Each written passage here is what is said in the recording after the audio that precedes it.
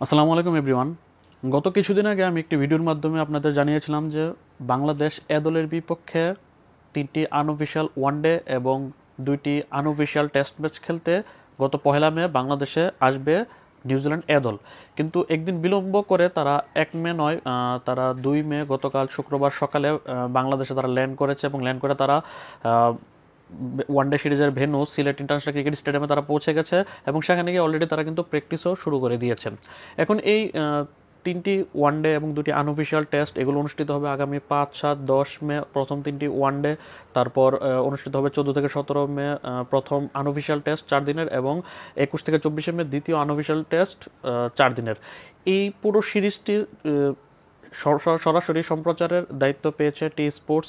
টিভিতে সম্প্রচার করা হবে, এটা অনেক বড় একটা সুখবর, কারণ এমনিতে এ দলের সিরিজগুলো কিন্তু টিভিতে সম্প্রচারিত হয় না। ওই জায়গাতে টি স্পোর্টস তারা প্রোডাকশন করে, হয়তো বা তারা সম্প্রচার করবে সবগুলো ম্যাচই টি স্পোর্টস তাদের টিভিতে সম্প্রচারের পাশাপাশি তারা তাদের যেই online platform T Sports app সেখানেও তারা সম্প্রচার করবে। পাশাপাশি দেশের বাইরে অর্থাৎ বাংলাদেশের রিজিয়নের বাইরে ইউটিউবে টি স্পোর্টসে খেলা দেখা যাবে, ইউ স্পোর্টসের অফিসিয়াল ইউটিউব চ্যানেলে। সেটা বাংলাদেশের বাইরের জন্য, কিন্তু বাংলাদেশের জন্য খেলা দেখা যাবে টি স্পোর্টস অ্যাপ এবং টি স্পোর্টস টিভিতে। যদি পাশাপাশি তারা যদি ইউটিউবে যদি সম্প্রচার করতে চায়, সেটা তাদের নিতান্তই ব্যক্তিগত বা প্রাতিষ্ঠানিক ব্যাপার টি স্পোর্টসের। এখন যদি আসি মূল আলোচনায়, যে এ দলে নিউজিল্যান্ড এ দল এবং বাংলাদেশ এ দলে কারা আছে। গত ভিডিওতে হয়তো আপনাদেরকে আমি ধারণা দিয়েছিলাম যে বাংলাদেশ যেই এ দলের যেই সিরিজ হবে সেখানে কিন্তু প্রথম 3 ওয়ানডের মধ্যে প্রথম 2 ওয়ানডের জন্য 15 সদস্য স্কোয়াড ঘোষণা করা হয়েছিল। সেখানে রয়েছিল 4 জন ওপেনার ব্যাটসম্যান পারভেজ হোসেন ইমন, নাইম শেখ, সাইফ হাসান, এনামুল বিজয়, তারপর 5 জন মিডল অর্ডার ব্যাটসম্যান রয়েছে সেখানে। তারা হচ্ছে wicket keeper Nurul Hasan Chauhan, Mahidul Islam Ankon, middle order batsman Yasir Ali Rabbi, Mosaddek Hossain Saikat এবং শামীম হোসেন পাটোয়ারি। এছাড়া 2 জন স্পিনার রয়েছে, নাইম হাসান, তানভীর ইসলাম, এবং 4 জন পেসার রয়েছে, এবাদত হোসেন, মুস্তাফিজুর রহমান, শরীফুল ইসলাম এবং রাজাউর রহমান রাজা।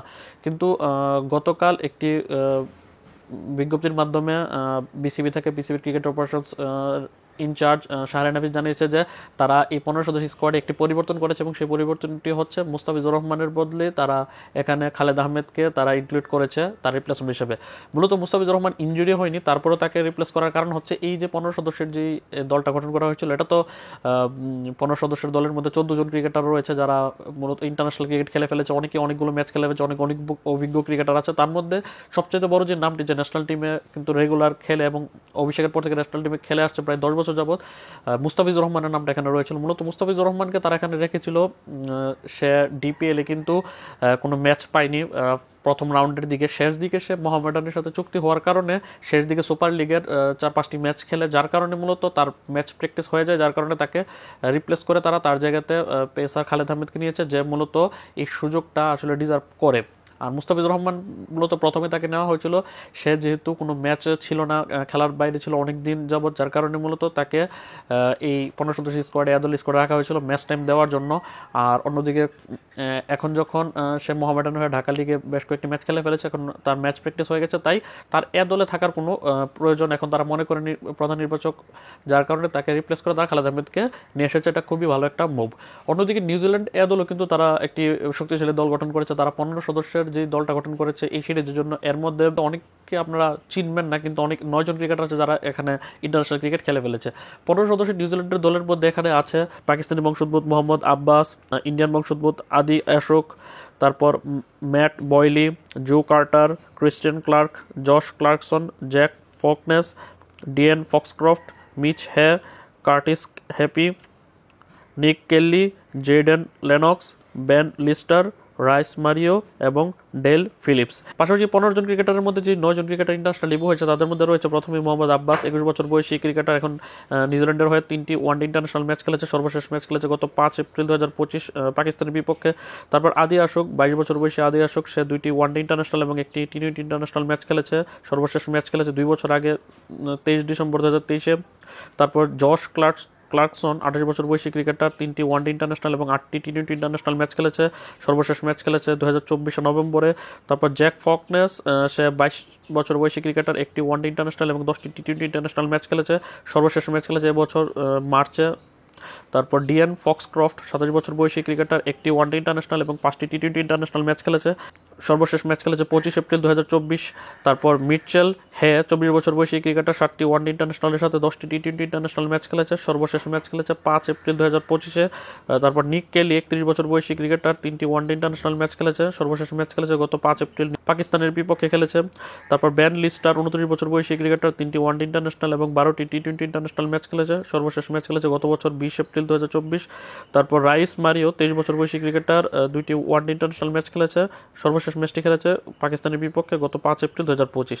অর্থাৎ এখানে 9 জন ক্রিকেটার নাম বললাম, যারা 15 জন ক্রিকেটারের মধ্যে 9 জন ক্রিকেটার রয়েছে যারা তাদের ইন্টারন্যাশনাল ডেবু হয়েছে, তাই মোটামুটি তারা শক্তিশালী দলই গঠন করেছে। পাশাপাশি যারা ইন্টারন্যাশনাল ডেবু যাদের হয়নি, বাকি যে 6 জন ক্রিকেটার রয়েছে তারাও কিন্তু ডোমেস্টিক এবং ফ্রাঞ্চাইজ ক্রিকেটে দুর্দান্ত পারফর্ম করে কিন্তু এই দলের সুযোগ পেয়েছে।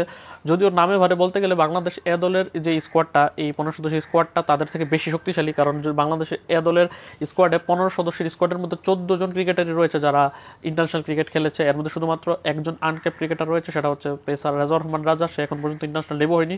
বাকি 14 জন ক্রিকেটার কিন্তু সবাই ইন্টারন্যাশনালি রেকগনাইজ ক্রিকেটার, সবাইকে আমরা ওইভাবে চিনি।